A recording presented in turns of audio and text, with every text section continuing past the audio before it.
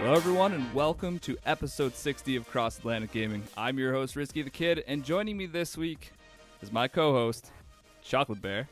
Hello everyone. And our guest host for the week. You guys should be getting familiar with these two by now, but they are Chaotic. Hey guys. And Super Catrix. Hey guys. Hey Kate, welcome back so soon, huh? I know, you just can't get rid of me now. And now there's two Scottish people here. Chocolate, good thing you're here this week. This will make interpreting all of this much easier for me. I appreciate that. That's right. I'll type it all out for you. Don't worry. Appreciate you. We don't really have a ton to go over before we get started, I don't think. Chocolate, you got anything off the top of your head? We don't have anything going on, do we? No, nothing special. I forgot to put. We got the community play this Wednesday, so on the 12th. Is it the 12th? No. What is the date? Nope. I mean, it's No? the 15th right now, so it's probably not the So, 12th. yeah. No. It's probably got way That past was that. 17th. 17th. I was not even close. So the 17th at. Valiant effort. Well, I tried. At 8:30, British people time, and that is. Oh God, what is it? 3:30 Eastern. Thank you. Gotcha. We're going to do some COD. So I'll have a party open. Anyone that wants to play, more than welcome to join in. This is Kate's pick. So, hopefully we'll get some multiplayer games in. If not, we might run a team and see how we do in Blackout. Gunning for your title, Risky. Yeah, good luck. I wish you the best. Yeah, I'm going to need it, trust me. So if you're listening to this when it comes out, that's tomorrow. And if you waited much longer than that, you probably missed out on a whole bunch of fun. I'll probably hop in as soon as I get home from work. So I'll be like a half hour, 45 minutes late, but I should be there.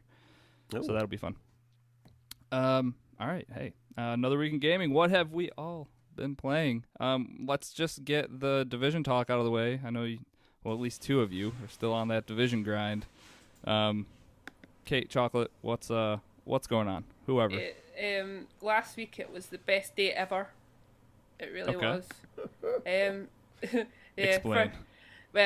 Chocolate didn't realise that he could use grenades. Excuse me? Did you just say Chocolate didn't realize he could use a core mechanic in the game like grenades? Yeah, he forgot Alright. to switch them on. What? And now your defense, Chocolate. So, now, This is going to be good. the story is, it's going to be very good. So we, I think for about a week to 10 days, I've been moaning like hell that I could not use my grenades. So we jump in a game. There was myself, Kate, there was Chester, and Scottman came in to help us to grind to World Tier 4, I think it was. 4, yeah.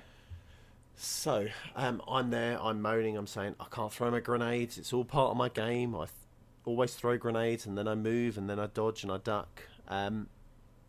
So Scottman quite nicely says, well, are they equipped, or have you pressed some button? And I think after we finished, I went into the menu, and I noticed just on the right-hand side that I didn't have my grenades equipped. You are just the worst.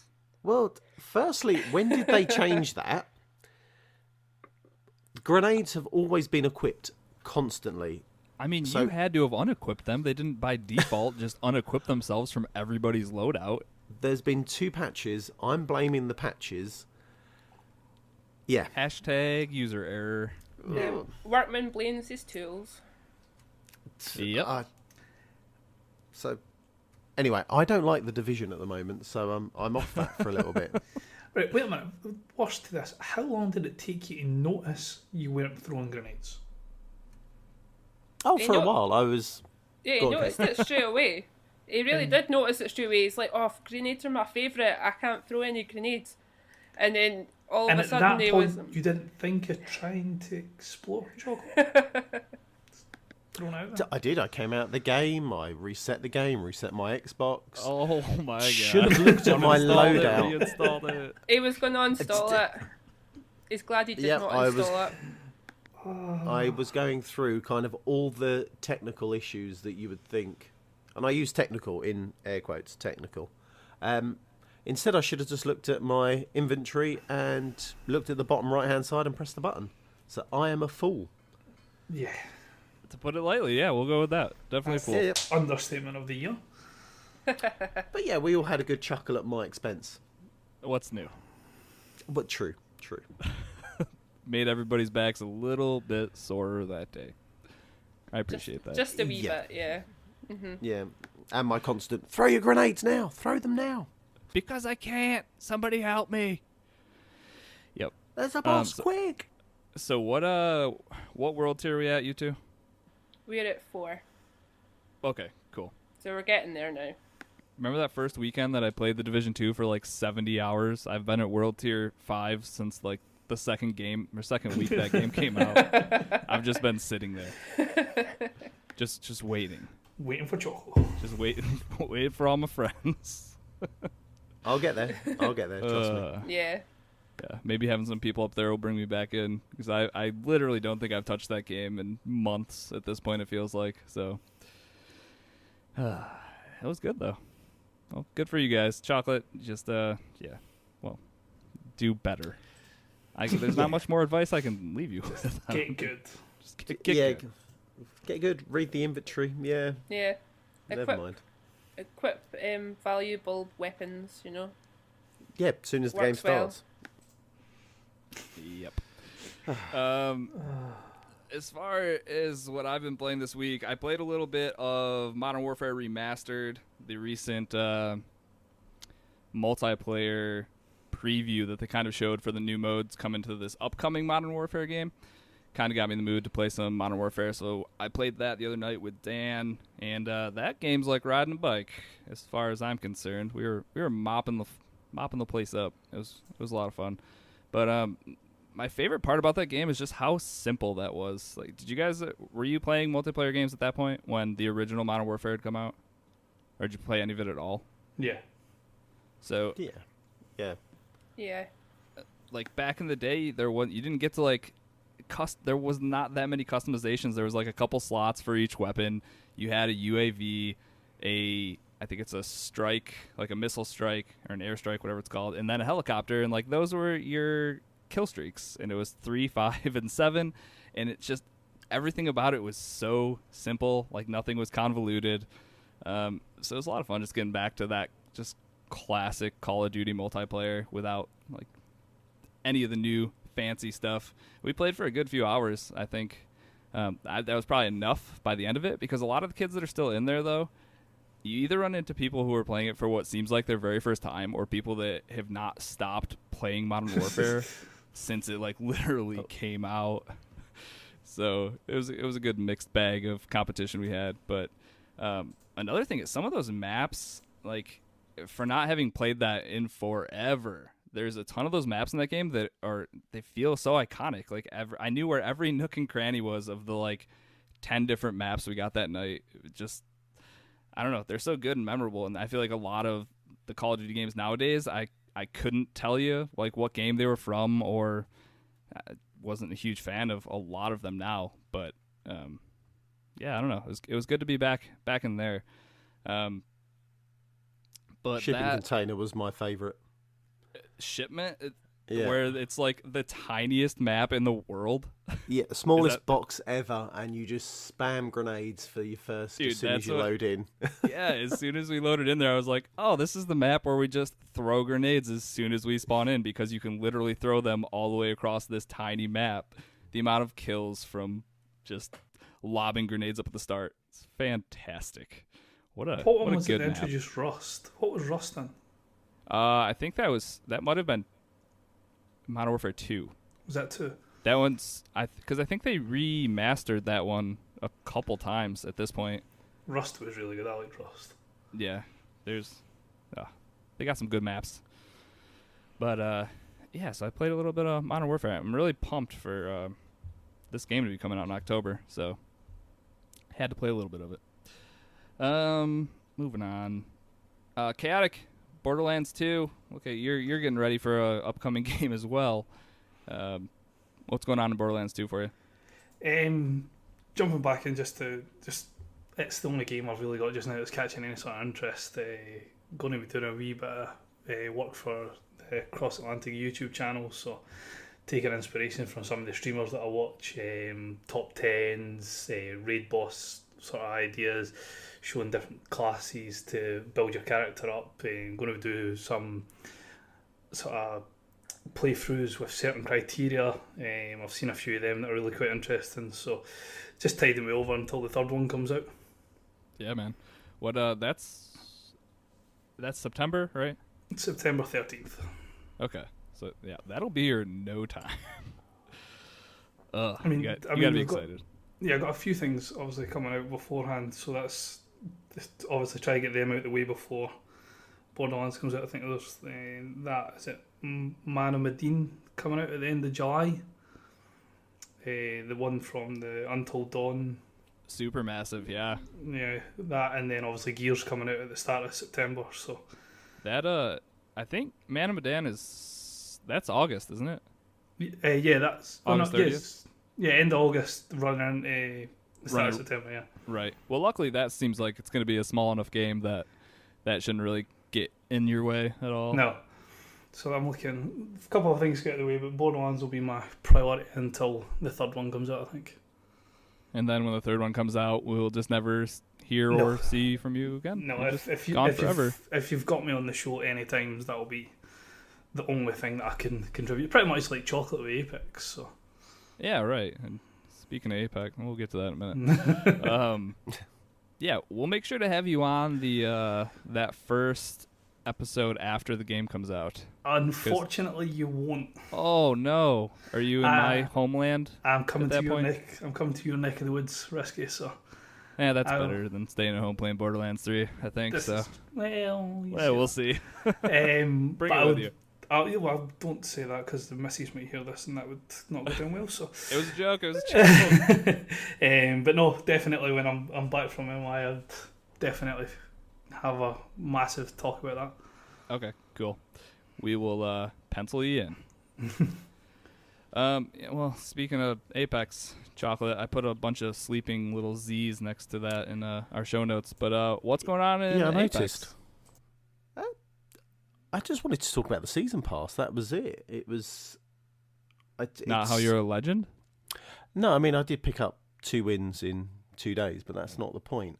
I don't want to gloat. One was with Chopper and one was with a couple of randoms. But how did that last game go for you, Chocolate? What? Yeah, you died at the last part. Yeah. Yeah, exactly. That doesn't matter. They dragged me through. I was the one who coaxed out the other team. You're only as good as your last game, Chocolate. That's well. In that case, Carried then again. I came 20th. But anyway, right. So nailed it. The season pass.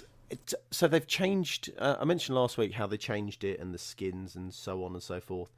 But the XP is the one that's really frustrated me. So no matter how many kills you get or how many wins you get, etc., etc., you don't go up in the season pass. The only way you can go up levels in your season pass is doing the challenges, which really, really winds me up because you have to then change the way you actually play the game. Is that how Fortnite has always done it? You only got XP for doing like the weekly missions and stuff, I think, right? I was never into Fortnite too much to kind of notice those problems. I was more worried about people building things over me. Right. Building skyscrapers around you and then murdering you. While I'm there with my little P gun going, pop, pop, pop. No, this isn't working. Where are all the good guns? Yeah, exactly. So, yeah, I don't know whether it's exactly the same as Fortnite. I thought with Fortnite you got maybe an XP boost or, there were some other unlockables. But from what I've played with Apex so far, it just seems that everything is locked. The only thing as you win or as you make it, that you don't come 20th is your XP level, not tied with the season pass. So you're unlocking your air quote loot crate. Was season 1 different? Did they change that for season 2? Yeah. So season 1, it was all about getting the wins, trying to get into the top 5. You got a higher XP boost if you're in the top 3, etc., etc. it seems like they've completely changed the way they've done it in this season now, which is, it's a little bit frustrating, a little bit disappointing as well. Yeah, so that's all I wanted to really say about the season pass. I'm crossed between kind of two minds of, do I stop playing Apex or do I just keep rolling with it and have fun? Can I give you my opinion? Not really, no, because I know what it's going to be. All right, fine. I'll stop playing it. Okay. It's not what I was gonna. Yeah, that's what I was gonna say. Yeah. All right. Well, we can move on. Another game. I don't know why I've been hopping into some weird games. It's probably because I finally got my power back on in my office. Because it was a whole big thing. I lost all the power to my office. So I've been off games since forever, unless it was on the Switch. And then when I turned it back on, I was just playing, I don't know, super random stuff. Like, I haven't played any Sea of Thieves since I got it back on, so I don't know what's happening to me. Falling off Sea of Thieves? No, not falling off it. I'm so close to Pirate Legend that I can't fall off it now. I gotta at least get there, and then we'll see where the seas take me. No, but I hopped into Rainbow Six Siege, which I haven't played in a long time. So I hopped into that with Dan and Jesse, Prince of Cats, from the community. And when we loaded it up, there's this weird mode going on right now that's called Showdown, and it's like Old West themed. It's like one old western town, and then 3 people are like deputies, and then 3 people are criminals, and you're trying to like protect this gold or take back this gold if you're the deputies, and then if you're the outlaws, you're trying to stop them from taking it back or whatever. But in this mode, the only weapons you have is a double barrel shotgun and a 6-shooter, and it's cool. It's 3v3, so that's kind of different, like from their normal 5-5 or 5v5 standard games. But it was a lot of fun. Then we also played a bunch of the just regular Siege. What a toxic place that can be at times. So we loaded into what's called a newcomer server, which is level 50 and under, just for people like me and Dan and Jesse who hadn't played in forever and our levels weren't that high or anything. But what you run into is these people who you can tell this is like a secondary account, and they come in here just to wreck house. It's the most obnoxious thing in the world, and when you pair that with the amount of team killing that happens in this game, I've never seen a game so plagued with team killing to the point of them needing to put in systems. They have a system where if you get shot, you can report whether it was on purpose or not, and then it turns on reverse team killing, so that if that player on your team shoots at one of your teammates, he takes that amount of damage. So it kind of mitigates it, but it was just crazy how much that was actually happening in this game. That's crazy how people have to play games or want to play games just to troll piss off. Yeah, right. 5 other players. It's ridiculous. So unnecessary. That game, though, if you're in that game with 5 people, I mean, at least 3, just a good amount, and you're on comms with people, and everybody's playing characters that complement each other well, that's like the most technical and tactical best FPS game I think is out right now by a landslide.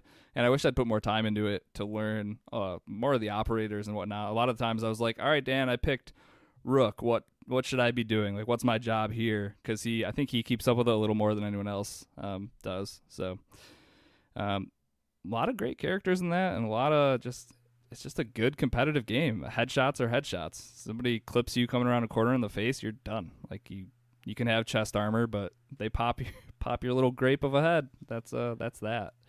Yeah. And watching that on stream sometimes, you can see how people are so kind of dialed in, and all the little things, how they're peeking around the corner, and it blows my mind when I watch Rainbow Six, or Siege I should say. Siege to watch is fantastic. It's one of the few esports that, like, to watch it is just outstanding. Just the amount of, like, how people, like, will blast through walls or, like, come down through ceilings, and, like, you can rappel everywhere. It's just for being on such small maps, it's such a sandbox with how you want to go about getting to like each objective or whatever. And that's a real good game. And I think they're in their 4th year now. I think they were in season 4, or not season 4, but I think it was just year 4. So that game's been out a while now, and it still seems like we didn't have any problems getting into any games. We queued right up quick. And fair plays to Ubisoft. I mean, they could have quite easily done the FIFA Madden model, and it could have been Siege 2, Siege 3, but they've literally said that you'll buy Siege, this will be what you buy, and then for the next 10 years we're just going to support this game. Yeah, dude. And it'll just be new tiers every year, and whether or not you want to buy the season pass to unlock them or use the renown credits in game to unlock new operators, that's up to you. But once you've bought the game, you essentially don't need to spend another penny on it. And that's what I've done. So I had a limited selection of operators. I think we all did, but still, being able to work towards them with the renown, like you said, is awesome. So if there's a character that's really good that you think you want, you can just focus on that 100% and put all your in-game currency towards unlocking that new character. But there's also, if you bought it like I did years ago and hadn't touched it, you hop right back in and you're not missing out on anything. It's such a good model. I agree. I think when I picked it up, I bought it with the season 1 pass, so I got like the Canadian operators and things like that. But after that, it's just, if you've got a certain operative in mind that you want to go after, you can get like renown boosts every so often. They gift you like renown boosts that you can use to get more XP in game. But the fact that it's not taking the route of sort of like most service games like FIFA and Madden, where you have to fork out big money to get a decent team. Fair plays to Ubisoft for sticking to their guns and saying, no, we've brought this game out and this is it. If you want to spend money on it, fair plays. If not, then have fun. Yeah, 100%. And it seems like they have no, like they're not going to stop doing it anytime soon. It seems like they're going to keep supporting it. Like you said, I don't think there will be a Rainbow Six Siege 2.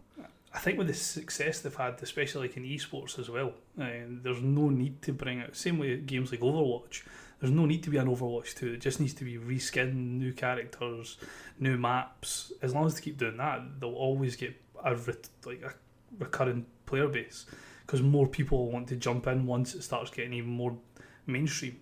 Right, yeah. And yeah, it's a great game. We should probably get some people together and try to get a whole squad of 5 at some point, because I think that would be a ton of fun. So, especially when I kill you all.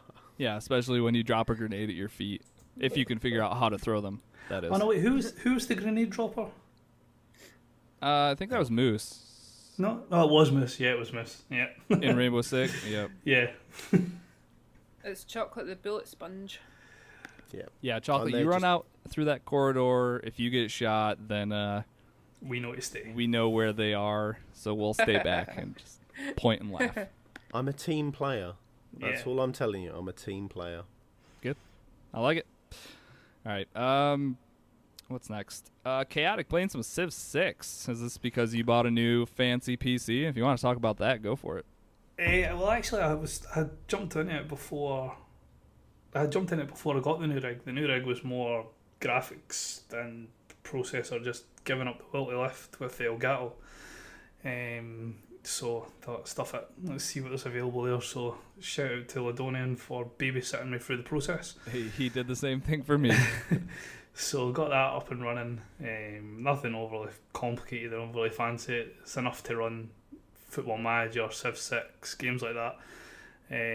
So yeah, jumped into Civ 6 doing an online campaign with one of my best mates. Just forgot how great those games are. We played a lot of Civ 5 and the earlier iterations, but having not played Civ 6 since it launched, it's so good to jump back into that sort of game. Did you play any Civilization Revolution? That was one of the only ones I really ever got into. Was that the one that the Civ that was a bit more animated, a bit more cartoony, wasn't it? Yeah, it was. Yeah, no, I never jumped in it. I know that was the one that sort of ported over to the console and things like that, but I couldn't really get any of those ones. So yeah, that's probably because I definitely like Civilization Revolution, but I have not played another actual Civ game since then, so I have no idea if I'd actually like it or get into it. But I mean, the thing with Civ is you need to make sure you set out a massive block of time to actually enjoy it. who's got time for that?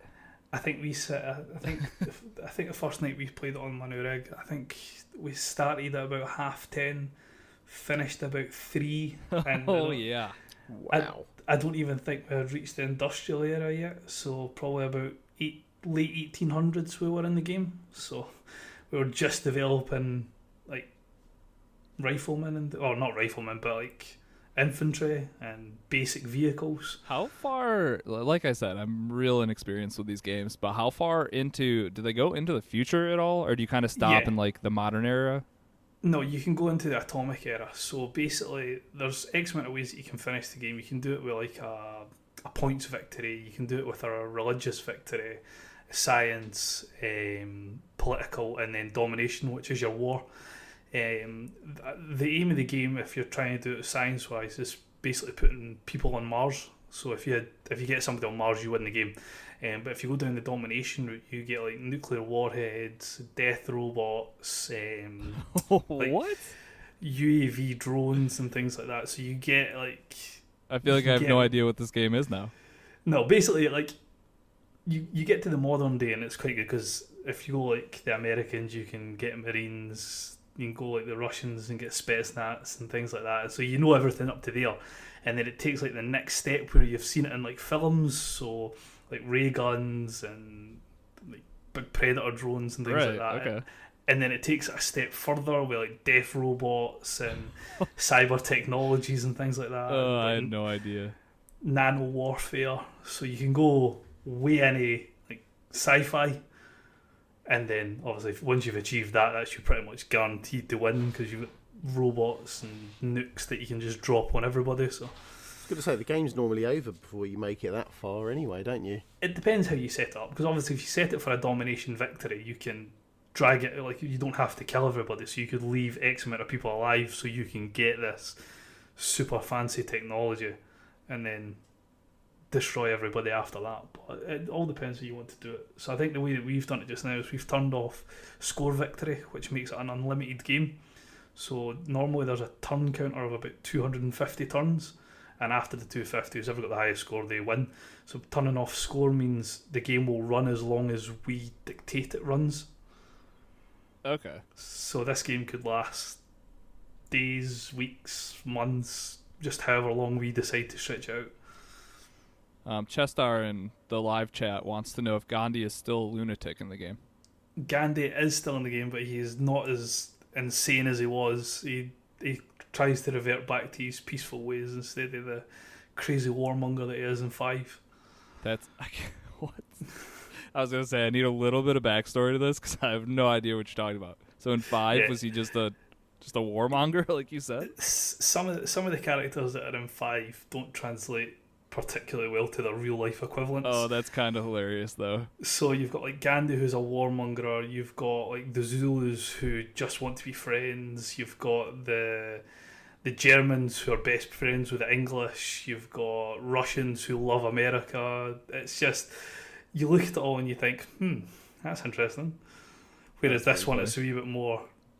Obviously, they can't be biased because you can't start a game, say, with one Russian and one American and they automatically hate each other because that would totally throw off the scale of the game. But Right. their natures tend to stick more to what they are. So, like, if you went to America and you went down the route of democracy, and then China were in the game, they would go along more their sort of political beliefs, and because you had a democracy instead of what they had, they would dislike you because of that. Right. Okay. So it does try and play a wee bit truer to life, but Right. But sometimes it misses the mark it just goes crazy. by a little bit. That's awesome. All right, cool. All right, Dragon Quest Builders 2 came out this past week. That was on this past Friday. So I launched that, and it let me pick up my progress from the demo. So that was kind of wonderful because the first hour of that demo, you're on this skeleton ship learning like very, very basic stuff like jumping, picking stuff up, hitting things with your hammer.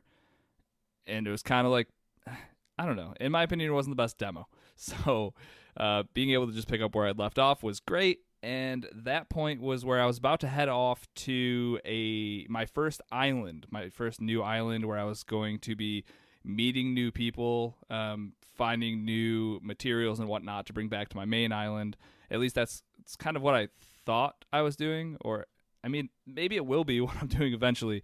But this first part, I landed on this new land, I met some new people, and then in a very Dragon Quest Builders fashion, I have 1,000 quests to do from these new people. And a lot of that has to do with cultivating crops, building up their like little town back. And then as you're doing this, you're kind of building towards this base level. And each level in the base, you're going to get stronger relationships with the people in the town. You're going to get new building materials. You're going to get new blueprints. It's a super different way to have this kind of Minecraft looking game. And that's one thing that I want everyone to get their heads around, is that even though Dragon Quest Builders 2 it just kind of looks like a Minecraft skin if you are looking from the outside. But this game is super RPG at its core, and then it just has all the Minecraft stuff kind of just there in the world for you to accomplish these quests in different ways. When you're rebuilding towns, you're obviously doing that a la a Minecraft type thing, where you could build it up with a bunch of mud blocks, but people are going to be pissed. So you should probably go out of your way, chop down some trees, get some wood, and build them a nice little house. But that's the thing. You have these minimum little quests where they kind of want you to build a small foundation as of right now, it's just for this one town. But so it's like, build this room for this person. But in my head, at least, and I'm assuming most people that get into this game, what you end up doing is like, here's this one room, and it has your fire and your dining room, and it has your beds, and it's all in this cramped little spot. But wouldn't it be nice if I built you a second floor and maybe some additional rooms? And this stuff's completely optional, but if you have any of that old Minecraft DNA like built into you, it's just, I don't know. You're gonna go out of your way to try to make these people happy, I guess. And I don't know. I'm really enjoying myself. I think this, I don't know. Game seems good. I don't really know how much more there is to say about that because I talked about it, and most of the stuff I think you learned in the demo. But yeah, it's a lot of fun, and I know, Chocolate, you just decided to buy some different games that weren't this, so you're not even going to be able to help me talk about it later. I'm not. Just the way you've explained it, the minute you said Minecraft, I was out. I was 100% out. But yeah, it's each to their own. But I can't. I don't think I'm the type of person to sit there and build or create. And yeah, that's fair, I guess. If you're like super against Minecraft, I guess it's probably not for you. But like I said, the one thing I did want to get out there is that this game is totally an RPG first, and the Minecraft elements are just there to just be there along the journey for you. So it's not like Minecraft creative mode where you're just like, well, if I'm not creative, I'm probably not gonna have fun here because I don't want to just build stuff. A lot of it's not, like, a lot of it's combat, and a lot of it is doing quests and like farming and stuff, which also I guess doesn't sound super exciting if you're not into that kind of thing. But I'm really enjoying myself, and once I get through this first island, I think I'll have a better idea of where the game's going, I guess, because I took a boat to this new farmland, and now I'm just kind of chilling here helping all these people. I'm assuming when I finally help them and solve all their problems, they'll come back with me to my homeland that I'm trying to clean up. And yeah, it's a good game. People should check it out especially if you like Minecraft. If you like Minecraft and you're always like, man, I wish there was a little bit more to Minecraft, Dragon Quest Builders 2 it's that thing you're looking for, I think. I'll try the demo. Yeah, at the very least, you could try the demo. And then tell me it's garbage, just like I tell you Apex is garbage all the time. We'll each have those games. Yeah, okay. Perfect. How's 9 Parchments? Have you played any more yet? moving on. Chaotic, last up, you're playing, I don't even know what this game is. 80 Days? Yeah, so it started off as a mobile game. Okay. And now it's moved, or I don't know if it started as a mobile game. I first played it on a mobile game. And then it released on Steam. The basic story of it is, as you probably guessed by the name, it's based on Around the World in 80 Days. So you're a manservant to Phileas Fogg, and you've basically got to get from London right around the world and back again. The good thing about this game is it's I'm trying to think the best way to describe it. It's like a expansive narrative game. So depending on the choice that you make in London, will dictate the choices for your narrative. Say in Paris, if you then choose to go from Paris to another place, or depending on where you go, your narrative changes depending on your playthrough. So I think when I was reading up about it, there was 750,000 words in the narrative of the story, and one playthrough will find you about 2% of the narrative. Good so that'll Lord. Exactly. So that'll tell you the sheer scale of the game. It's not just a case of clicking different places and that's how you get around the world. When you arrive in Paris, you might buy, say, like a lighter, and then somebody who is in a VIP that will jump you a couple of spaces might need a lighter to get their cigarette lit. If you've got a lighter, he's more inclined to let you in a VIP, which means you'll get somewhere quicker. If you don't buy that lighter, he won't help you, so you won't get there as quick. So is this like a point-and-click adventure kind of game then? Kind of sounds like it?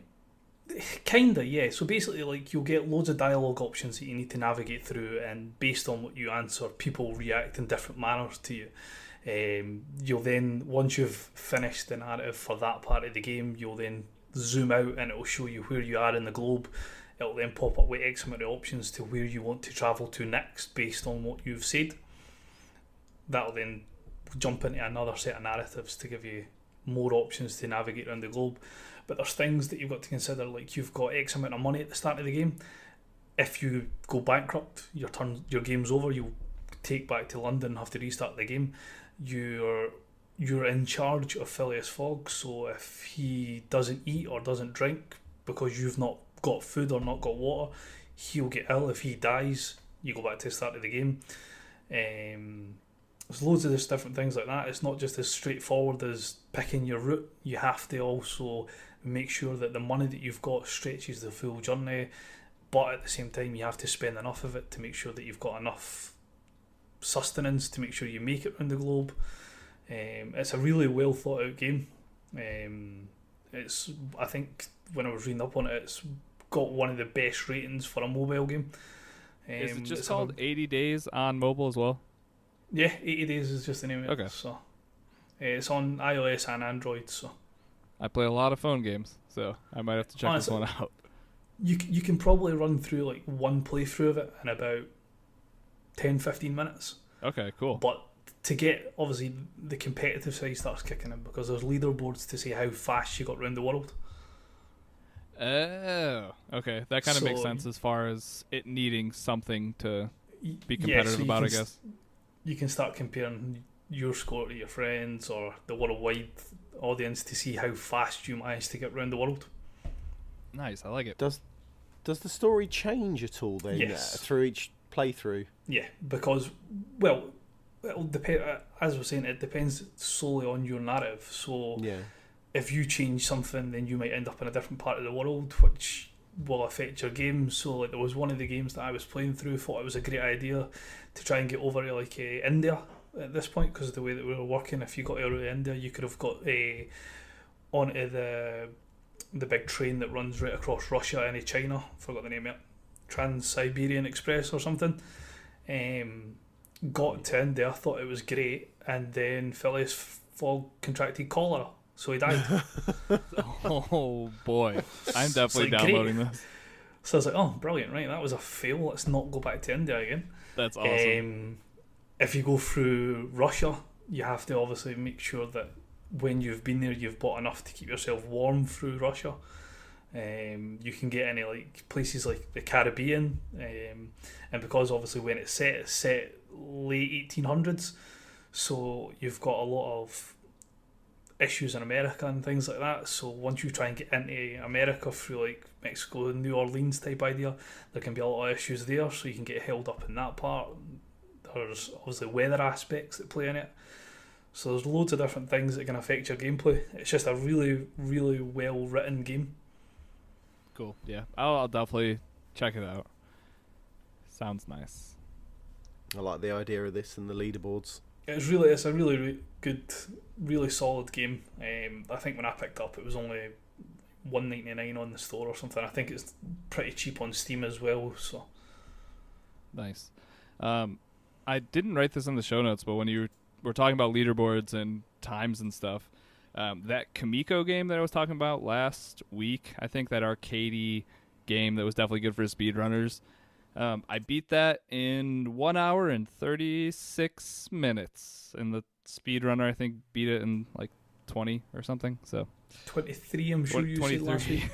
Yeah. I think you took 28 minutes to do the first level. Yeah, it got a little faster as I started to figure out the game a little bit. Good attempt there. Yeah, thank you. Man. Check it off the list. I beat it once with one character, and I will say that I talked about playing it with the second or third character, but I want and done. I think we're good. All right. Anything else anyone wanted to talk about before we get into some Game Pass Roulette? No? No. Going once, going twice. Let's get into some Game Pass Roulette.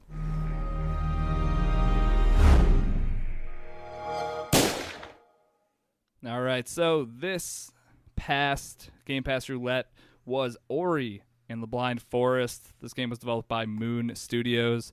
And after doing a little research into Moon Studios, well, I guess it didn't take that much research, but this is their very first game. And I think that's kind of crazy because this game is really, really good. Yeah. I don't really have much to put into the subject of Ori. I have played it. I've put 5-6 hours in it maybe. I hate platformers with a chronic passion. You probably did not like this very much then. I despised it. However, the sheer aesthetics of that game and the audio score that goes along with it, oh, it's so good, is enough to keep even somebody who despises platformers still watching it. So I detracted to my partner and let her play it, and she could get really frustrated at falling off all the ledges. There you go. But I was engrossed watching it just because how beautiful it looks, how amazing the sound is, not to mention the fact that I just would die a painful death in the first 5 minutes of trying to get through that storyline. Yeah, an amazing game, but I just can't get any platformers, so it was a bit of a waste on me for that. Oh, that sucks. If you're not into platformers, then no, stay away from this one, because there is some of this game that is brutal, and that's it. How they managed to make a game with that intro and people still manage to actually play it and be able to see, that's impressive, because that was possibly the most heart-wrenching thing I've ever seen. Yeah, I was about crying when I saw the first bit, to be honest. Yeah, really, the most beautiful part about that first 10 minutes of the game is it sets you up to want to continue the journey, I think, to figure out just how to fix the problems of the forest, because all the light's taken away. This game's really old. I feel like I should be able to spoil it, but it also is maybe not worth spoiling. But it is super sad in the first 10 minutes. If you don't even go through the game, just watch this intro cutscene. It's like some of the best writing and animation since maybe it kind of reminded me of Up, if you've seen that movie.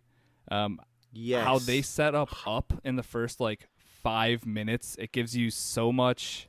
Yeah, I agree with that as well. I had never actually thought of that until now, but it's like this whole reverse of a story. Yeah, and yeah, it's so good.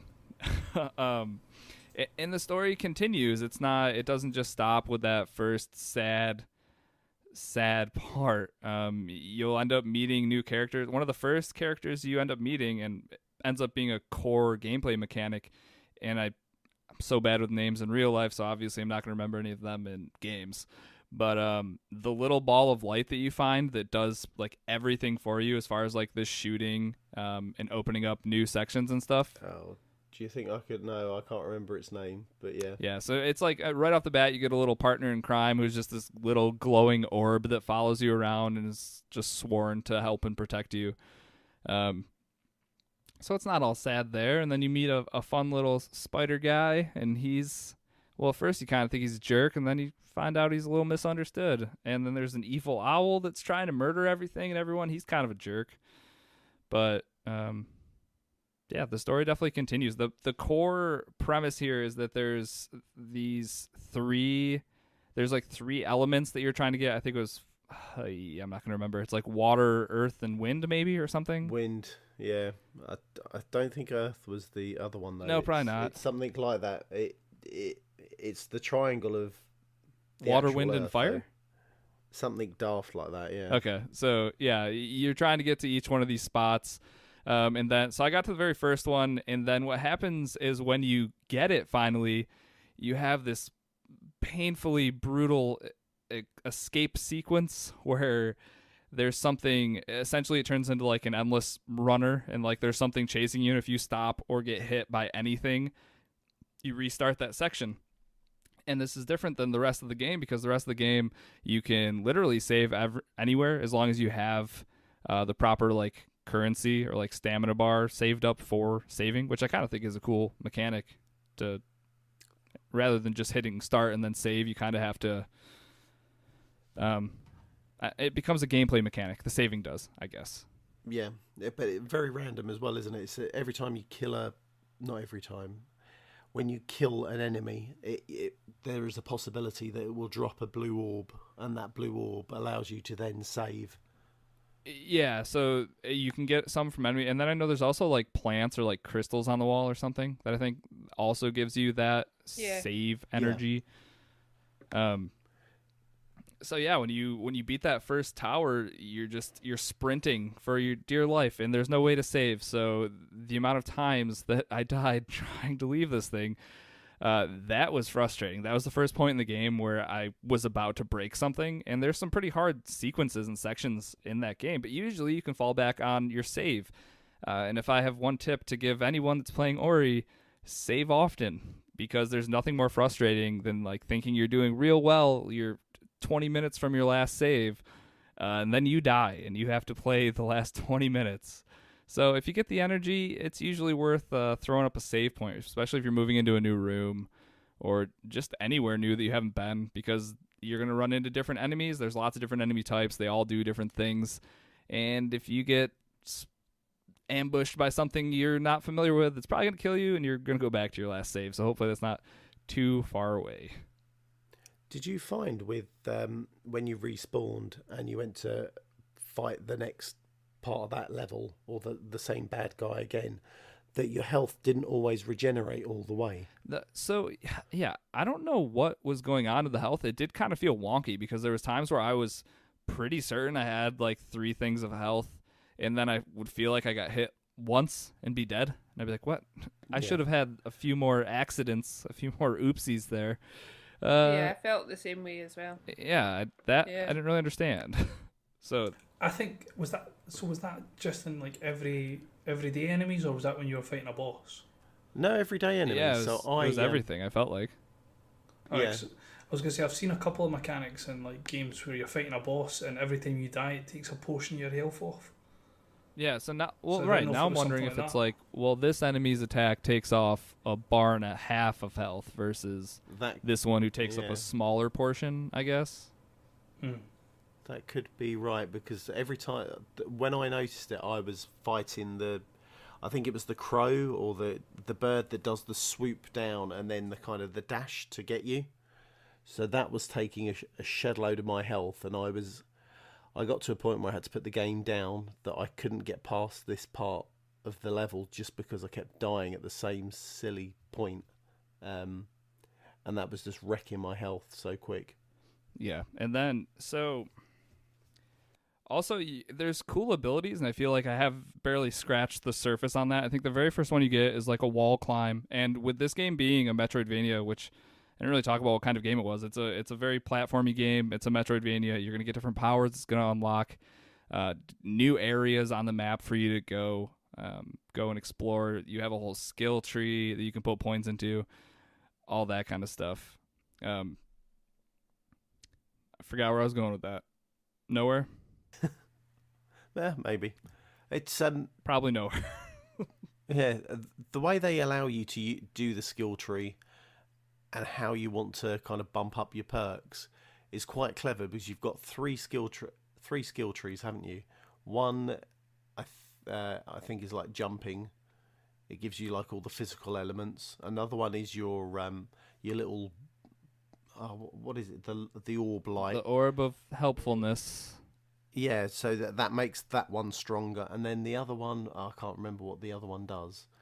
I think it gives you more. It gives you like map items and stuff. I think that middle one, it was kind of like, yes, it'll illuminate spots on the map if there's like something for you to collect. Yeah, exactly. Yeah, so you can, as you go through. I think I was really silly and I went kind of 1, 2, 3. So I did the first 3. But I could have used all those 3 skill points just on any one column. Yeah. And I think the way the game plays and wants you to play, it does want you to go back and revisit an area, because there are some secret, definitely, collectibles and health points and skill points that will help you grow for the later levels in the game. That part I found frustrating. I just want to head to the end. I will say it's definitely, because I find this very comparable to Hollow Knight. One thing that Hollow Knight did, though, is you didn't start with a map or anything. You had to find actual map pieces. But I feel like as you go along in this game, it kind of... Well, no, because you do have to get little map sections, don't you, to put into like the map stones in the game? Or something like that? You do, but then that's all part of... that you can't progress to the next part of the level, can you? So you get to open to the next part of the level, you have to find the keystones, right? And part of your journey to find the next level of the next set of keystones, you fall upon your map, the map thing, right? So yeah, when you found that part of the journey, okay, yeah. So when you find that like first map piece, it really opens up a lot of that initial map, a lot of places to explore. Yeah, I honestly don't have anything bad to say about this game. Like Chaotic said, the music is great, and a lot of times when I hear people like ranting and raving about scores in games and stuff, it takes me having to listen to them outside of game to actually get a feel for it. I think a lot of times I get caught up in what I'm playing, and like if I'm frustrated in a super hard boss battle, I'm probably not gonna remember what the sound was like. I'm probably just gonna remember being really angry. So I did listen to a lot of this on YouTube actually, and it's like happier moments. It's some of like the best whimsical music I think I've heard in games, and it flows real well. In the first that opening 10 minutes, even the music behind that is all really good. And the art style is great. The platforming feels good. The abilities are good. I don't think it does anything crazy and different compared to a lot of Metroidvanias. It's pretty standard in that respect, but it does all that stuff it needs to do. It does it really well, and it looks really nice, and it sounds really nice. So what else are you looking for, I guess? No, totally. It is a good game. It is a good game. So, Chocolate, give this one a hit or a miss. It's a hit. It's a hit for me, definitely. Yeah, definitely a hit for me too. Chaotic, this because of your dislike of platforming, probably a miss for you. Personally, miss, but as a game, definitely a hit. Okay, I think that's fair. And Kate, from however much you played, what do you think? Yeah, I think it's a hit as well. I'm just going to probably still keep on playing with it just now, because I'm not really that far into it, but I really like it. Yeah, I'm definitely in the same boat where I've got some more to play because I do want to see this one through, just like I want to see every game through. And that's where's all the time? I don't got time for Civ 6. How am I gonna have time for Ori? And just too much. We did have a little bit of feedback from the community. This one's from Rocker Dude. He said, "What is your favorite Metroidvania type game, and why is it Ori and the Blind Forest?" Well, I guess you answered that one then.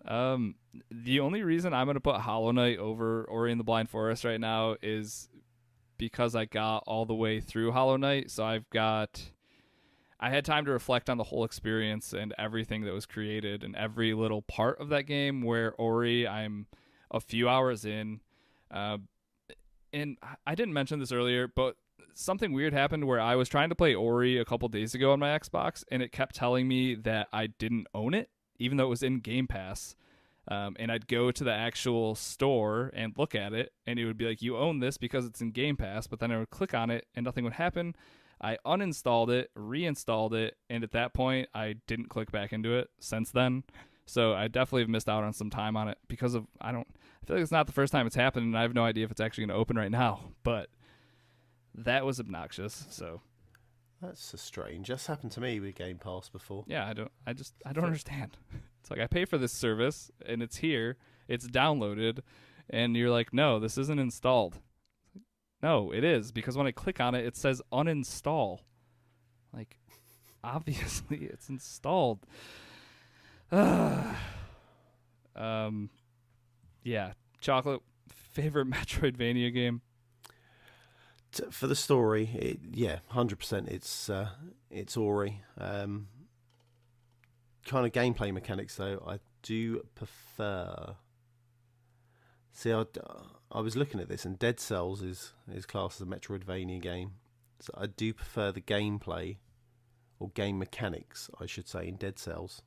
Yeah, Dead Cells definitely plays better than 95% of all games when it comes to combat in a 2D playing field. So, but Ori by far it looks better, sounds better, the story is better.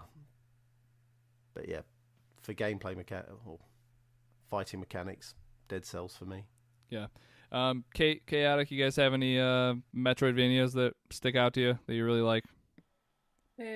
Just like Ori's the only one I've really played, to be honest. So. Okay, there's a lot of real good ones out there. I didn't realise it was actually classed as one. The only I'm just looking up for games that I might have played that fall into the category. Apparently, Guacamelee is classed as one. Yeah, for sure. It's that was a really good game.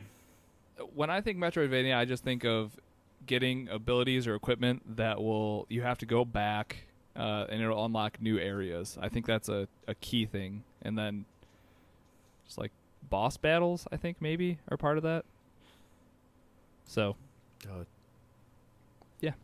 Okay. And then he also said that so this is a correction, that Ori and the Will of the Wisps comes out later this year. Apparently that's not a thing, but he said he'd heard it on multiple podcasts, but it's actually coming out February 2020.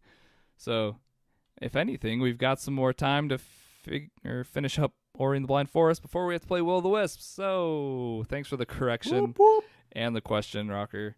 Yeah, anyone that had feedback, I know Ladonian had said that he said something about it being a rough opening. Yeah, I feel bad for all the people that booted this up and then played the first 10 minutes and they're like, no, what? This is the saddest thing ever. I'm done. I'm out. No thanks. There's more people. Just keep playing. It was brutal. Yeah, all right. Anybody else have any more feedback on Ori before we pick our next Game Pass Roulette game? Going once, going twice. Chocolate, what is going to be our Game Pass Roulette game for the next 2 weeks? Please don't pick any garbage.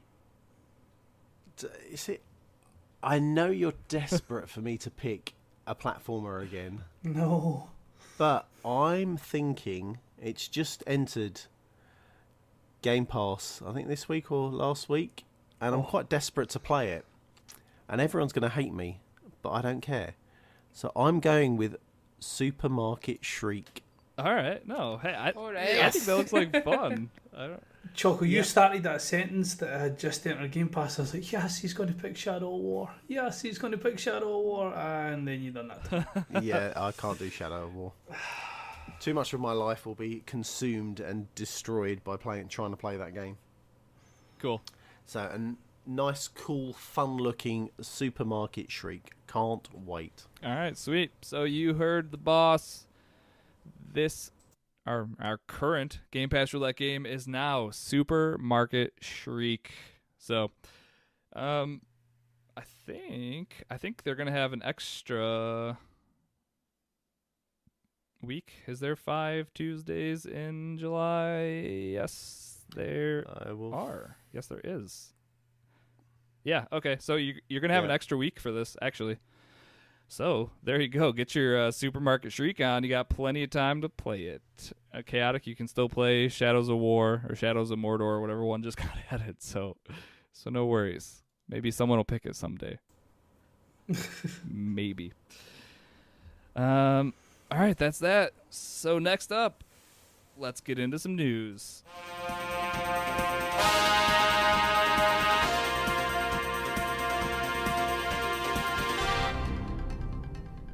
All right, Chocolate, what is in the headlines this week? So, first up, Borderlands 3 with a ping system. Oh boy, Chaotic, take it away. So, very similar to what they've got in Apex. I think I'd mentioned to Chocolate when I first read the article saying that it was going to have very similar type ideas. So, enemies, loot, ammo, stuff like that. Pretty much just taking the idea from Apex and put it straight into the game. It's one of a few things that they're introducing for Borderlands just to make it a bit easier for players. There was another system that they're going to be introducing as well called the Echo Cast, which is basically if you are watching a Borderlands 3 stream, for example, so watching one of the big streamers like Killer6 or Jolts or something like that, they will have very set builds for what their playthrough is. During the game, the overlay that will be used on Twitch will show you exactly what they're running at that exact time. So instead of somebody having to ask, like, what are you running, what's your shield, what's your class mod or things like that, everything will be displayed up on screen. You can highlight it so it shows you like what the damage is, what the fire rate is, what the shield does, what class mod boosts your stats and things like that. And that's all. That's another feature that Gearbox have introduced for the new game coming Is that out. something that's integrated into like Mixer and Twitch, or is that just something in your like settings on the game? It's only on Twitch just Oh, now. okay. So it's quite annoying because I want to dive in more and watch to see how it works, but at the same time I'm trying to go sort of 0 dark to 30 on it, so not see any gameplay of the game. So I've read as much as I can read about it, but I haven't actually seen it work in principle. From what I've seen though, people who are like the big streamers of the game, so it's very similar to like things like Fortnite and that as well, people who are the big streamers, watching their streams with the Echo Cast gives you a chance to unlock what they have in their inventory in your game. What? That seems broken. So it obviously doesn't happen every time. It's very much an RNG like in the real game. So if they, I don't know if it's what's in their inventory or if it's what they find in loot. So say you are watching it at the time they take on a raid boss and they drop a legendary, I think there's a percentage chance that you'll unlock the same legendary.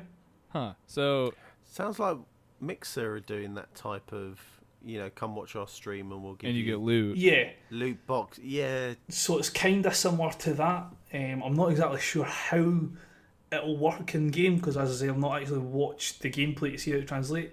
But the idea of seeing what their build is as they run through the game instead of constantly having to ask, what's this running, why are you running this, X, Y, and Z, it gives you an idea, like things that synergize with each other. So there's certain things like Borderlands 2. So the one that pops up is the one of the handguns in it works well with a certain relic because it boosts like pistol max damage for a certain manufacturer. So if you pair that with the relic, you'll get additional fire rate, additional magazine size, additional reload speed. So it will tell you what the best sort of loadout is for what you have or what the player has in his inventory. That's all super useful. This is as So- far as the getting the loot from the streamers thing. So like people who are just gonna keep streams up like 24/7 on a background browser, are they just gonna end up having like some of the best loot in the game from just keeping a page like a different browser page open on the side or something? The only thing I can think that will prevent it from being overly broken is the loot would have to drop at the level of the streamer. So I think if they'd done it like that, then yeah, great, you've got this legendary sitting for you. But if he's level 70 can't and you're touch level it. 12, Right. you need to work your way to it. So you'll still have it, which is great. You've got this legendary without having to farm it, but you still need to work your way to get it. Because if it drops at your level, then people just are going to wait for 2 months of constant watching the stream, get all the best loot, and then fire through the game. Right. Yeah, that makes sense. If you if you remember on Mixer when Forza Horizon 4 came out, you could like watch streams to get like rolls and stuff, and there was literally streams that were called like Forza Horizon 4 farming, and would have like thousands upon thousands of people just having this up on a side monitor. I was one of those people. I was one of those as well. Right, just it was accruing it was levels. a guy who was in photo mode with his car just sitting that's there all at it different was. angles, streaming 24/7, and you would rack up nothing but Forza Yeah, points. so I just wonder if you're gonna see something. And Chocolate still like couldn't get out of the tutorial. And it's uninstalled, so not playing that game ever again. That was in the Game Pass. You'd have had a perfect chance. Oh, that's what I'm gonna do. I'm gonna pick that next time. Make Chocolate have to get through the tutorial. Sweet. Yeah, that ping system's great. I think it should be in every game ever because that's the only good thing that came out of Apex. All right, moving on. Chocolate, what's up next? I came out of Apex. Anyway, next up, Nintendo Switch Lite. Risky. Tell me. All right. So, I mean, this has been rumored for a while now. We've even talked about it. We talked about cases that had been made for this thing a couple weeks ago. And lo and behold, this past week, it was finally announced by Nintendo. I was hoping for the Nintendo Switch Mini, but Mini or Switch Lite, I guess. Sure. Whatever.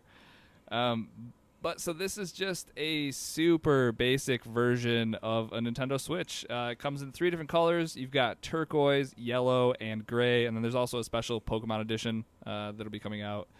The Joy-Cons in this new one are not detachable, so you can't take those off. You cannot hook them up to a dock to play on your TV. What this does is it takes away your ability to play couch co-op or couch multiplayer games.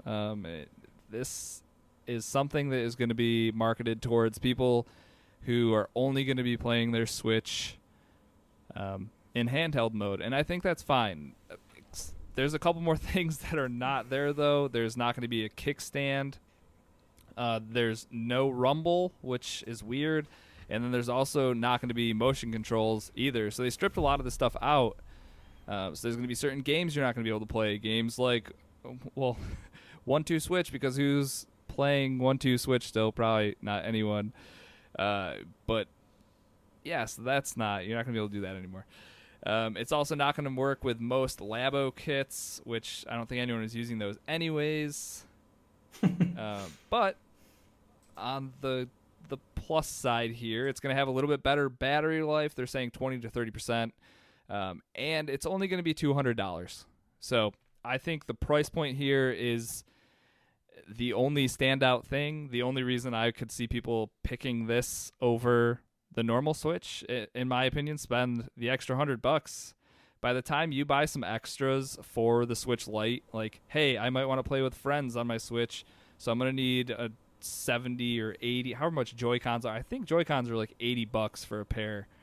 So by the time you buy a second set of Joy-Cons so you can actually play with a friend, you're already looking at $280. That's $30 away from just buying the normal Switch, and each person gets one Joy-Con. It's, yeah, I don't know. If you're only going to play it by yourself and you just need a handheld system to play some of, like, the library on the Switch right now is phenomenal. It is humongous, and I think everyone should get a Switch. If you're waiting for an easy and cheaper way to do it, Nintendo Switch Lite is definitely for you. For people that already have it or people that have maybe someone that you want to share in these experiences with, this might not be for everybody. You three all have Switches, if I'm... Yeah. Yeah. Yes. Okay. Converted. I must admit, Risky, I'm at the opposite end of the spectrum than you. I think that the Switch Lite is an amazing idea. Okay. I couldn't tell you. I think I've maybe had my Switch docked once to let the wee man play Fortnite and see how that looked. Apart from that, it's been undocked. I don't have any interest in playing Switch multiplayer, as in sitting on a couch playing Switch. If I'm going to do something like that, I'll do it on the Xbox, or I'll do it on the PlayStation, or I'll find something to play on that. I'd much rather sit down to a game of Crash Team Racing than 1-2 Switch. Fair. Rumble and motion controls. It's the motion control on the PlayStation 4 controller. It's a nice wee touch. It's good for games like Until Dawn. Would I miss it if it wasn't there? Not really. How are you going to aim your bow and arrow in Breath of the Wild if you don't have motion controls? The same way that you would do it in any other game that had a bow and arrow. Conventional way, I don't know, thrown it out there. Fair. Apparently as well, because of the fact that it's got a slightly smaller screen, the resolution is better on the Switch Lite as well. Huh. Okay, I didn't read that. So that kind of makes sense, I guess. Yeah, they're both 720, but it's slightly crisper on the smaller screen. Okay, yeah. So, if you... Again, I only ever play it handheld, so any improvement over the visuals is a positive step for me. True. So, I mean, yeah, I'm not disagreeing. I don't think it's a bad product. I think this is a perfect product for certain people, and the price point's great. Like you, I generally am playing single-player stuff on my Switch by myself in handheld mode. That's how I play 90% of the time. But I have had those weird things that you only see in Nintendo commercials where it's like, oh my god, there's people over here, let's pull out the Switch and play Mario Party at this weird unconventional time. And like, I've had that a couple times where I've had people over to play games like Mario Party. I've played tennis with my dad in his living room using the Joy-Cons and stuff.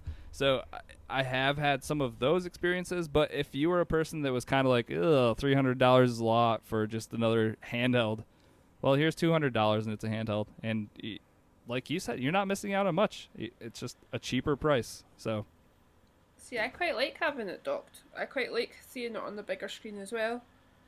I think it makes it a difference if, like, you do get bored of looking at the smaller screen. So, yeah. I agree. Yeah. See, I don't need the big screen for my Football Manager. I was going to say, you're not playing Breath of the Wild on your Switch. You're just playing Football Manager. So I've got it in the house. I've got it in the car. I've got it at you don't work. have it out in the sunshine. That's one thing you don't have. That's what you think. That's why we have parasols. True. Yeah, it's cool. Definitely for some people. That releases September 20th, though, for $200. So if you've been waiting, there you go. And, well, here, sticking with Nintendo, I'll just go right into our next story. They're adding a rewind feature for those Nintendo Online games that you get. They're all like the classic NES games like Double Dragon, Mario Brothers 1 through 3, I think are all there right now. So now if you hold LZ or ZL and ZR, I think that's what they're called, the triggers essentially, you'll actually be able to rewind in some of those older, like, brutal games so that you only had 3 lives. Like on Father's Day, I played some Double Dragon 2 with my dad, and I think you have 4 lives in that game. He got rid of all of his at like level 2, and I think I maybe got to level 4, but then it was like, well, now what? We have to start over? Yep, that's what you used to have to do in games. This rewind feature I think is pretty awesome. It's going to give people the ability to maybe complete some of those older games that, in my opinion, are near impossible to beat the traditional way. So I think this is a cool new feature. What do you guys think? Finally be able to complete Super Mario. Yes! No more jumping down a hole. Oh, I missed that jump. Oh. Yeah, I think it's good. It's a bit gimmicky, but yeah, it's a nice little added extra. So good for them. Completely agree. Not to get sidetracked too much, but just on the subject of the Switch, I know you're an aficionado for the Switch, Risky. What do you think the Pro that they're bringing out is going to... Where do you see them going with the Pro? 1080p and a bigger screen. I think that's... If I could ask for one thing, I think that would be it.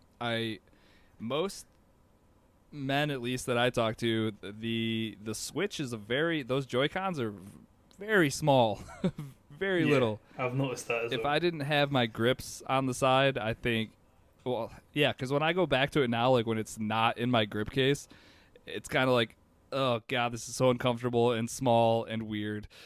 Give me a man-sized Switch that I can just feel comfortable having in my hands. And obviously a bigger screen, I don't think you can go wrong there. I'm not talking big to the size of like an iPad Pro or something where it's just gigantic.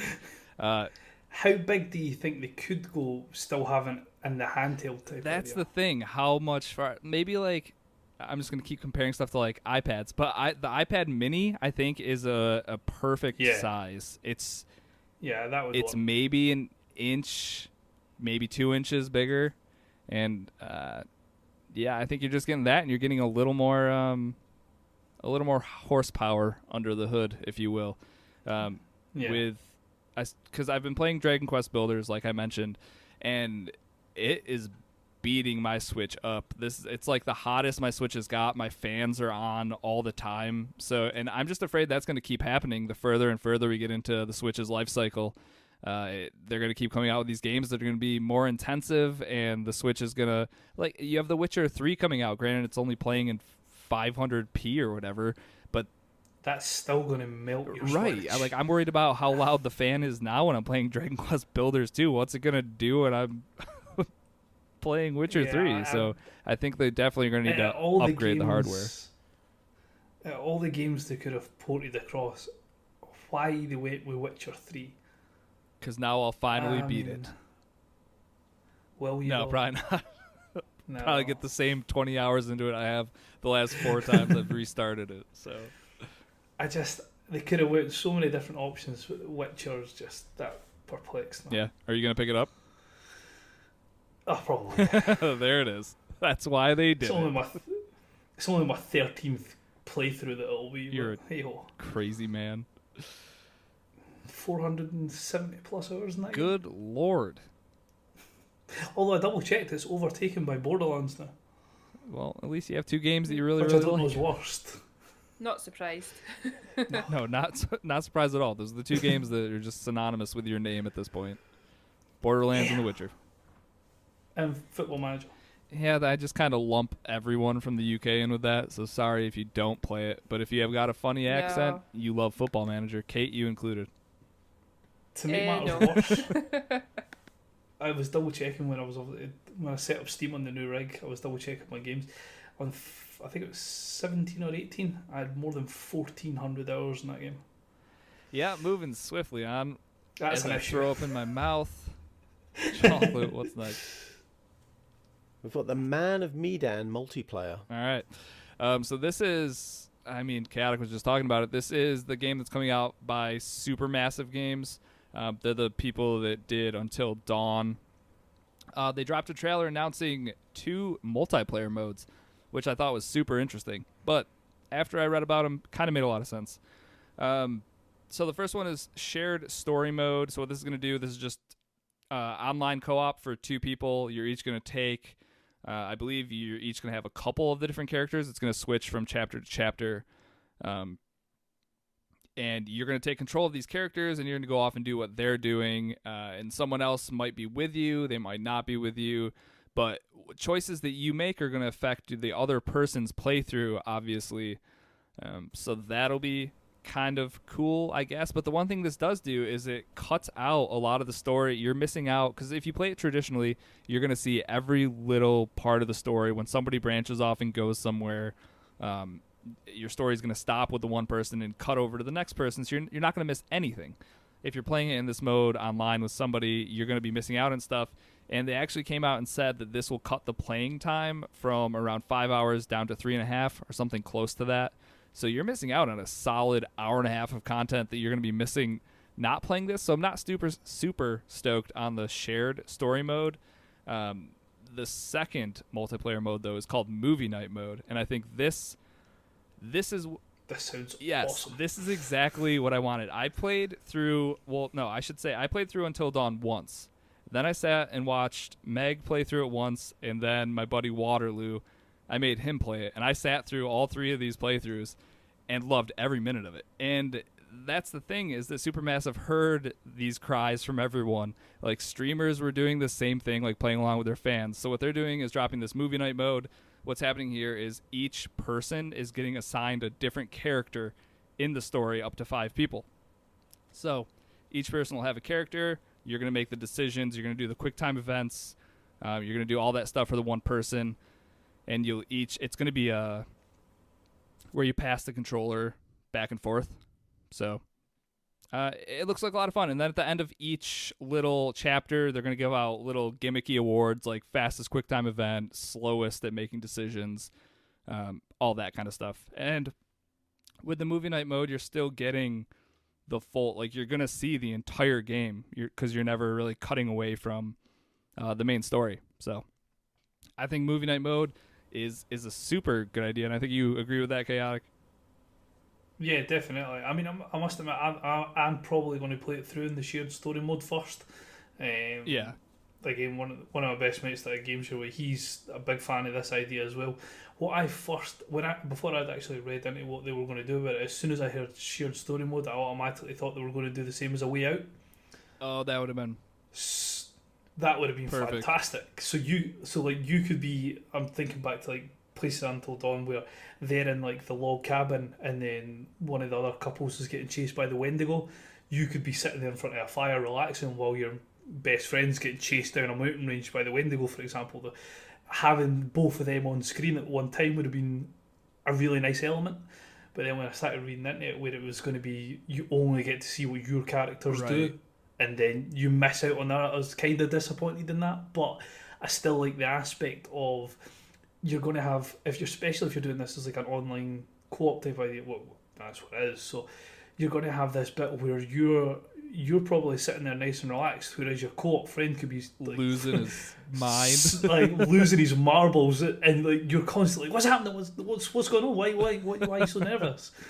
And then it's going to obviously flip round at some stage. So it's going to still be a really entertaining idea, but the Movie Night mode is going to be just amazing. That's going to be so great with a group of friends. Each one are going to be playing because at the end of the day, that sort of game, you play through the decisions which you think are the right idea. If somebody's got a different moral compass to you, the way that game's going to play out could be just... There's so many connotations to how that game's going to end. That was one thing that I'd watched some gameplay of it, and one person was like, well, this is how you completely screw your friends. And then they would just do something that's going to mess up the story for other people. And that's the thing about these, like, at least until Dawn. If you did certain things, you would get characters killed, and there's no coming back from a lot of those deaths. So, because like it's especially like the bit in Until Dawn when you obviously it's been out for a while, so you can spoil it. There's the guy who's obviously playing everybody off against each other for the knowing full what it is. The bit where they're both chained up and the circular saws moving towards them. Can you imagine if your best mate was I think, was it Megan, the girl's name was? I think so. And that's who she was playing through, and you were in control of the Switch. You just be like, nah, your playthrough's done. But I will say that also kind of brings up a good point where what happens if you get killed off in the game midway? You're just kind of... You drew the short straw this round. So, exactly. But that's the thing is, like I said earlier, I watched this game played through twice when I wasn't playing it at all. So the stories are usually great. They write the story... Yeah, I was going to say, they write the story so well that you don't mind just sitting watching because you pick up on things that in your playthrough you'd have totally missed. Exactly. Yeah, I think this game looks awesome. Kate, Chocolate, you guys have any interest in this or heard anything about it? I've not really heard much about it, but it sounds like another game that I would have to play for Chester. Because he'd be scared the whole time? It doesn't do well with jump scare games, so I think he's gonna Yeah. love this. You should definitely buy it and just make him have to watch it, Clockwork Orange style, it'll be him and True Scott as well, probably. Like, crying in the corner Saturday. while you play it. Yeah, that or Saturday night drinking game. Yeah, definitely. Oh, wow. Well, that has to be streamed. If that's not streamed, I think. That's so disappointing if that doesn't Yeah. get streamed. Oh man, 100%. We're gonna hold you to that one. Sorry. If you need us to buy the game, we will. I mean, that's the thing. That's not going to be a six like a It's full $30. price game It's half either. price. It's great. Yeah, you got to. Like, And that's the thing. A lot of studios and a lot of, I mean, there's a lot of games that maybe are 4 to 6 hours that even if I paid $60, it still feels worth that money. But Supermassive seems aware enough that they're like, hey, our game's only 5 hours, but we're only going to charge you half of what a normal game would cost. And if you game share, that's Well, wait a minute. $15. Didn't Chester just win the He £25 just won gift card? That enough was money to buy this. basically bought. Yes. There's no real excuses here. Sorry. I'll just need to bully him then. Eh? Good. All right. I think that was that's it for that. I'm definitely pumped for that. And that game comes out August 30th, so that's right around the corner. So, definitely excited for that. All right, Chocolate. What's next? We've got Modern Warfare's new Oh, mode. boy, do we. So, like I said, I mentioned this earlier. I watched this, and it got me in the mood to play some. It actually got me in the mood to play some Siege and some Modern Warfare. So, thanks to this. They showcased a new 2v2 mode called Gunfight. The maps are super small. There's no revives, and loadouts are randomized each round. So, there's multiple rounds where they would have like pistols and rocket launchers and just, like I said, it's completely randomized. And then once you get knocked, you're just dead. So once you get killed, you're killed. And then I think they played to 10. So these rounds lasted like 15, 20 seconds. But because the maps are so small, the whole thing got done with really quick. The people I think it was Drifter was the one that actually was taking part in it, and it's actually pretty funny. Definitely worth a watch to check out this new game mode. The important news here, though, is that their full multiplayer reveal is actually going to be August 1st, and the game comes out October 25th. So we got some Call of Duty coming up. If you like Call of Duty, exciting stuff on the way. This is also really the first actual gameplay that we saw, and it all looked really smooth. One awesome thing that they're doing is they are doing peeking around corners now, like a la Rainbow Six Siege. So that's awesome. That's good.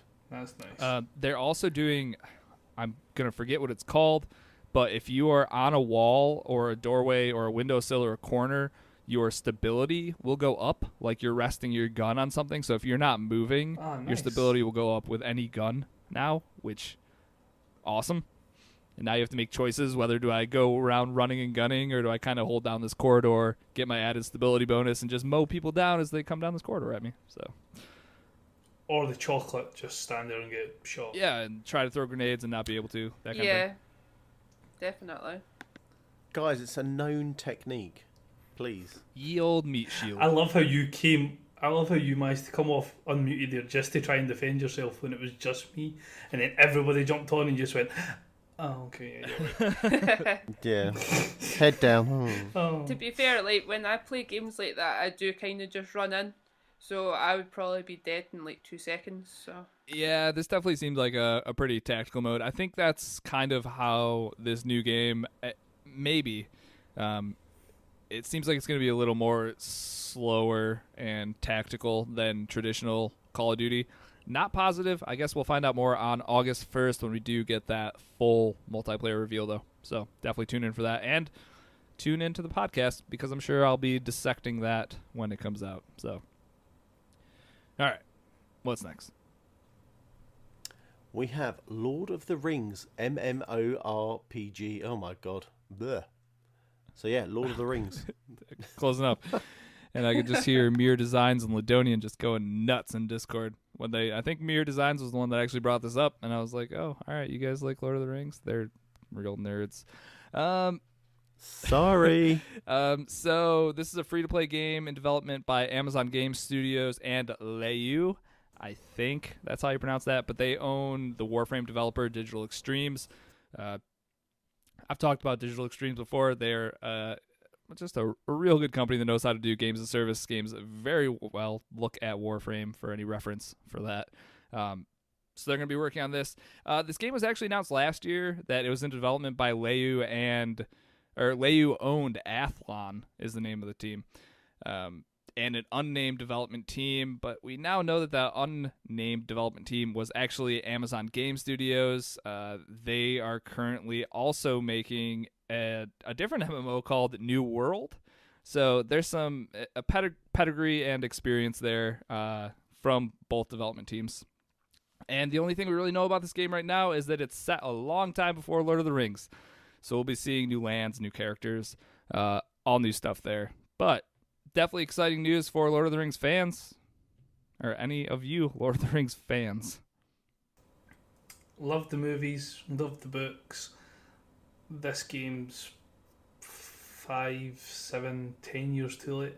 Yeah, I think it's kind of how I felt. I feel like the die-hard Lord of the Rings fans probably heard this and they're like, oh my god! And I was just kind of like, free-to-play MMO, probably pass. This game is going to tie in with the release of the new Lord of the Rings series that Amazon are producing.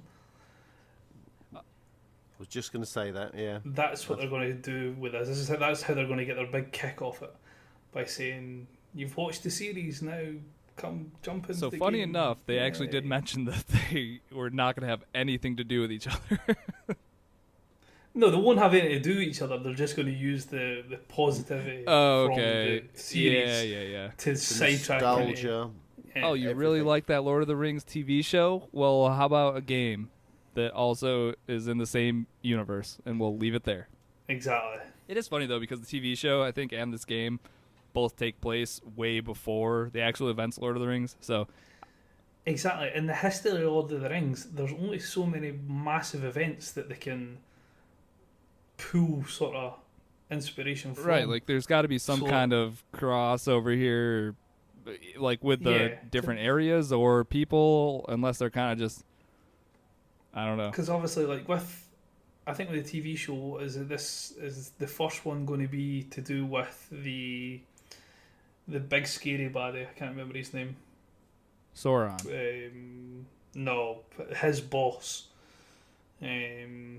Morgoth or something like that. I think that's what the TV show is going to be aimed more at, which was, I think, based on I forgot what the name is. Silmarillion. That was the book that it was based off. So what other big event they're going to have a massive online world based on? There's not really many things that they can. Well, that's kind of the question. Like, obviously, Tolkien's been dead forever, so it's like, who is deciding what? Like, who holds that IP? I guess, like, who has the rights to what can be? And that's the other. Is this like canon, or is this just we're just using the license? This has nothing to do with anything in this universe. It's kind of weird. Yeah. I think they need to talk about it a little bit. That said, there might not have any design storyline for it. It might just be that none of the characters that are in the Lord of the Rings are going to be in it, but there's just going to be like historical figures through the course of the Lord of the Rings storyline that's going to pop up in the game from way back when, but there's not a set story that was already been written about. Okay, yeah. So that's one other way they could work it. Right. Yeah. Either way, I still think this is a little ways off, but when we get more information, we'll definitely let everybody know. Could be good, though. Maybe. We'll see. All right. What's last in the news, Chocolate? The last thing is Cuphead and a TV show. This is some exciting stuff because, man, is Cuphead good and is perfectly suited for some type of kids show because that's what it's going to be. This is Netflix and Studio MDR, the creators of Cuphead, creating the Cuphead show. It's going to be exclusive to Netflix. The show is in very early stages, but it's going to follow Cuphead and Mugman through their adventures. It sounds like It's definitely going to be geared towards kids, but kind of have some humor for adults. Just kind of think any typical Disney movie at this point. But the style of Cuphead is what I'm most excited about that's going to be here. It's not going to be completely hand-drawn like the game or anything like that. Completely hand-drawn on paper and then brought into a computer like they did with Cuphead, which still blows my mind. But I think this is perfectly suited for a TV show here. I think they're two good characters. The music's good. Just that whole aesthetic is just this should work out. Lends itself to a Saturday morning cartoon. 100%. It's very, very old Tom and Jerry style drawing and the colorings. Yeah, definitely looking forward. It should to be good. Chaotic, do you guys play any Cuphead? Chaotic, you probably didn't, did you? No. Okay. No. I've never played it either. No, that would have been the type of game that resulted in some peripheral ending up in some sort of screen 100%. somewhere. So that was a no from me. I think that was one of the most recent games where I stopped playing because I got so mad that it was hard. Usually I'll give stuff another chance, but I think I was past that point. But Cuphead was an amazing game, and I think this TV show could be really good. All right, I think that's it. I have games coming out this week. I looked through the list. If anybody can tell me what any of the games were that were coming out this week, good on you. I'm glad you're excited about your game, but I'd never heard of any of them except for Marvel Ultimate Alliance 3 that is coming out this Friday, July 19th, and that's a Switch exclusive. Yes. I can't wait. I know Chocolate, you picked it up. I know Moose picked it up. I think Blade picked it up. I think a bunch of people in the community have picked this up. Chaotic, either of you pick this up or plan on picking it up? I will be picking it up. I will probably as well. I love the first two. I thought the co-op aspect of the first two games was fantastic. First one was a better story than the second one. Second one looked nicer. So really excited for that too. I think it's an ideal game for the Switch as well, very much like a Diablo type game. So looking forward to that. Yeah, I can't wait. But yeah, like I said, that's the only real thing I saw coming out for new games this week. Yeah, unless anybody has any news we may have missed, that's gonna do it. There was a post from Xbox Game Pass about a game coming out tomorrow, but all they've done is their normal cryptic Their little tease, clues. and of course it's coming out tomorrow when the podcast goes live. So, as always, so that all they've done is a box, and they've got on the side of it says Melissa McGame Pass, and there is some writing. They've got like a shipping label on the other side of the box. I'm not going to try and read it because it's exactly, and I'm not going to be able to decipher it. Work that out. So. Exactly. Tomorrow, there's a new game coming in Game Pass. Sweet. So keep your eyes and ears out for that one. Game Pass, the best value in gaming. Definitely. Oh. All right. Let's plug this thing up. Rate us on iTunes. Sorry, I just had to scroll down. You think I would know what plugs we wrote at the end of each show by now? Head on over to iTunes, rate us. Subscribe to the podcast, do all that fun stuff. You can also go to crossatlanticgaming.com. That's where we have links to everything, including Discord. Discord is the one place that we all hang out every single day, talking games, talking sports, talking literally whatever. We have a self-promotion channel. If you're doing something cool, let the people know. But yeah, we're all there, and you should be there too. If you'd like to support the show with your hard-earned money, you can head on over to patreon.com/CAG podcast. Get yourself entered into our monthly Patreon drawings. We also just recently had another post go up. This one was from Moose. He's which I didn't talk about earlier. My bad, Moose. Moose isn't on the show. Hopefully you've noticed that by now. If you haven't, well, I don't really know. Oh dear. But he did I think it was a top 5 list of Switch accessories that you do not want to leave at home while traveling. It's a nice little article. And we're going to try to post those once a week at least, but that is live now over at patreon.com/CAG podcast. And that's free to everyone. If you're not a patron, doesn't matter. Go over, check it out, leave a like on it, all that fun stuff. And then, of course, I need to shout out our top-tier contributor, the man that's just the best man, Chaotic. Thank you, buddy, for all your support. As always, You're more than welcome, guys. at this point, I think you're just paying your way to be on the show. It's working, though. So if you want to be on the show, hit up Chaotic. He'll let you know exactly how to do that.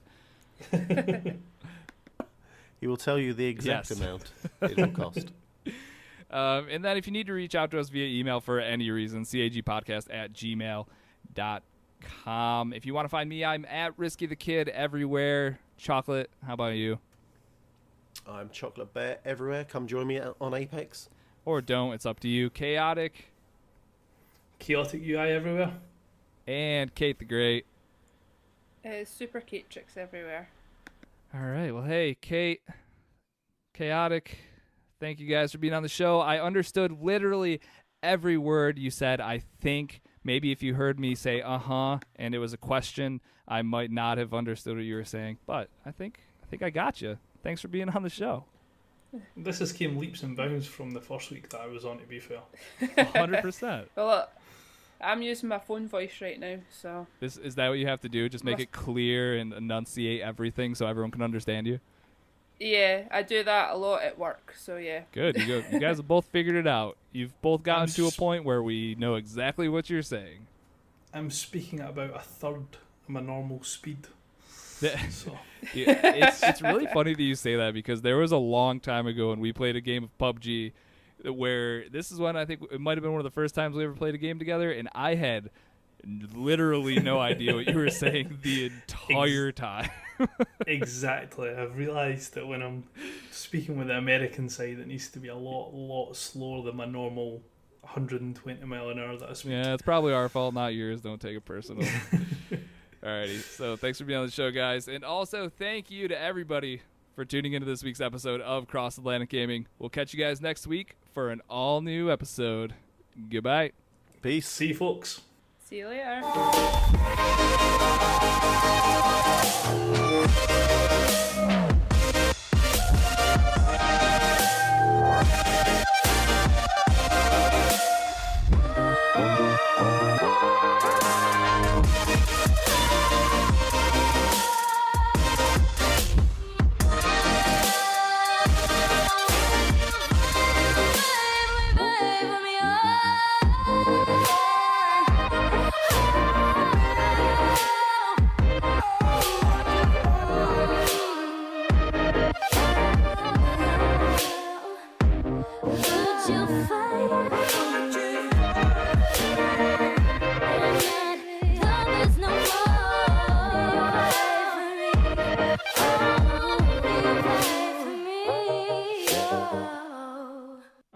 Now the best part of the show, where Chocolate gives us all of his terrible dad jokes.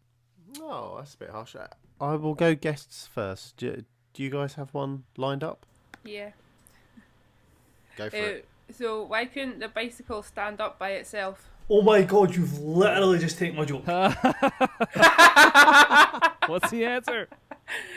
It was too tired. Oh. That's good.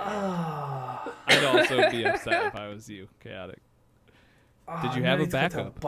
Yes, I did, luckily. It's way worse, though. It was. It's nowhere near as good. Why don't eggs tell jokes? I don't know. They'd crack each other up. Hey, that's not bad. I think that's a sweet spot right in the middle.